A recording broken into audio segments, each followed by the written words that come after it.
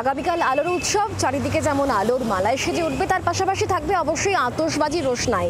আজকে কালী পুজোর ঠিক আগের সন্ধ্যায় কেমন জমে উঠেছে বাজি বাজার, আমরা সেটাই জানবো। কথা বলবো দেবাঞ্জন বন্দ্যোপাধ্যায় এই মুহূর্তে আমাদের সঙ্গে রয়েছেন, আমাদের প্রতিনিধি একেবারে সরাসরি। দেবাঞ্জন, নিশ্চয়ই বাজি বাজারে বাজির চাহিদা তুঙ্গে এই মুহূর্তে, প্রত্যেকে আসছেন কিনতে, কিন্তু কোন বাজির চাহিদা বেশি? কারণ আমরা দেখেছিলাম যে অপারেশন সিঁদুরের ছাপ দেখা গিয়েছিল, কিন্তু এই বাজি বাজারেও কি ছবি এই মুহূর্তে?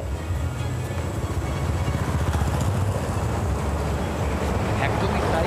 অপারেশন সিন্দুরের পরে যে বাজি বাজারে যে বিভিন্ন রকমের যে বাজির চাহিদা এসেছিল, সেখানে কিন্তু এখানে এবারে দেখা গেছে যে যেগুলো আলোর বাজি, যেগুলো আকাশে উঠে দীপান্বিতার আরাধনার রাতে যেগুলো আলোর বাজি, সেই বাজিগুলোকেই এবছর মানুষের কাছে জনপ্রিয়তা প্রচুর।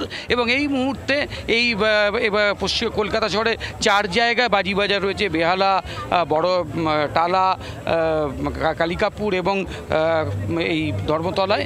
এবং বড়বাজার ফায়ারওয়ার্কস ডিলারের যার অ্যাসোসিয়েশনের যিনি সচিব, তিনি এই মুহূর্তে আমাদের সঙ্গে রয়েছেন, ঘুরে ঘুরে দেখছেন এবছর কোন ধরনের বাজির জনপ্রিয়তা তুঙ্গে।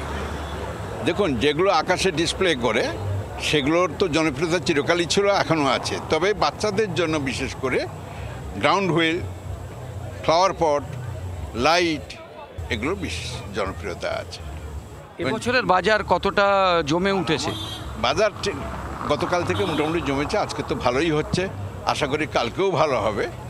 হ্যাঁ, আর আমাদের মূল ক্রাইটেরিয়া হচ্ছে এখানে পরিষ্কার নির্দেশিকা দেওয়া আছে 125 ডেসিবেলের মধ্যে এবং গ্রিন ফায়ারওয়ার্কস। আর নেরির এনলিস্টেড যে ম্যানুফ্যাকচারার্স আছে তাদেরই মাল আমরা বিক্রি করতে পারবো, কেবলমাত্র তাদের মাল। বুঝতে পারছো যে কোন ধরনের বাজি। এবং এখানে দেখা যাচ্ছে যে অত্যুৎসাহী অনেকেই, তারা আজকে এসেছেন বাজি কিনতে। দিদি 1 মিনিট, সেটা হচ্ছে কোথা থেকে আসছে? আমি যাদবপুর থেকে আসছেন। কি বাজি কিনবে? আমি জানি না এখনো, চরকি কিনবো, হয়তো তুবড়ি কিনবো। আমি প্রথমবার আসছি এইবার, তো এই জন্য একবার একটা চক্কর মারবো তারপর। বাংলার আওয়াজ, বাঙালির আবেগ, জি 24 ঘন্টা।